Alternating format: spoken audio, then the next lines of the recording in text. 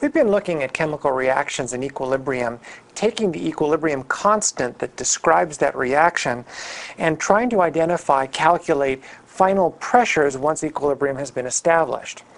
Now, occasionally you'll find a type of problem where you aren't able directly to get information about partial pressures. Even initial partial pressures sometimes will be missing. And there are going to be some cases where the approximations that we've been using fail. So we're going to do one more problem here, exposing you to both of those problems. Again, we won't be able to make the types of simplifying assumptions that we made in earlier examples. And in addition to that, we're going to have a situation here where we aren't given initial partial pressures. So let's set up this problem. Suppose that we take carbon, just solid carbon, this is just graphite.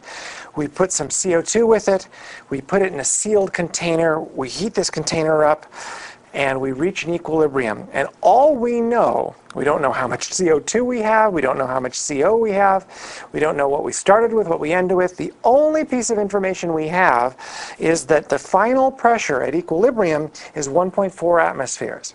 That's it. Now we also know the equilibrium constant for this temperature, and of course that's going to be our guiding tool here. That's going to tell us that at equilibrium the ratio of carbon monoxide squared, because of this 2, divided by the partial pressure of CO2 taken to the first power, so just partial pressure of CO2, that's equal to 4.2. By the way, what happened to the carbon? Remember, this is a solid, so its concentration doesn't change as a function of the equilibrium position, so we can just take that out of the expression. So Kp, the equilibrium constant expressed in terms of partial pressures, is partial pressure of CO2 squared over CO2. Now, we know that relationship. What else do we know? We know the final pressure, but we need something else to relate the two unknowns, partial pressure of CO and partial pressure of CO2. Okay, well, we know Dalton's law, and that says that the total pressure that we measure is in fact the sum of the contributions from the individual types of molecules. In other words, the partial pressure of CO plus the partial pressure of CO2 is equal to 1.4 atmospheres. Here's an easy mistake to make here. Notice that because the stoichiometry is 1 to 2, we don't have a 1 to 2 down here. This is just simply saying you sum the partial pressures together to get the total partial pressure. Has nothing to do with whether they're in equilibrium or not. Okay, a very different idea than what we've been doing previously. So we know the sum of the two things equals 1.4 atmospheres. We know that this squared over this guy is 4.2. We have two relationships, two unknowns. Algebraically, that's enough to solve this problem. The only trick is actually doing it. Okay, so let's do that. Let's start out by writing our partial pressures. I simply do not know my partial pressure of CO or of CO2, so I'm going to write down my partial pressure of CO is X. Don't know what it is, got to find out. So my equilibrium expression is partial pressure of CO2 squared divided by the partial pressure of the CO2. Well, my partial pressure of CO2 I don't know, but it's 1.4 atmospheres, my total pressure, minus the partial pressure of CO at equilibrium.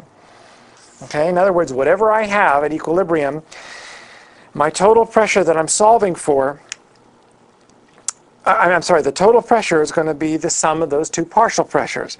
So my partial pressure, let's go ahead and write this down here just to make sure that we keep track of this. In the denominator here we have the partial pressure of CO2. And again, although I don't know it, I can express it in terms of the partial pressure of CO. Okay, so I've got my expression. That's supposed to be an equal sign. That equals 4.2. What does the equilibrium constant tell us at this stage? Is there going to be an easy answer?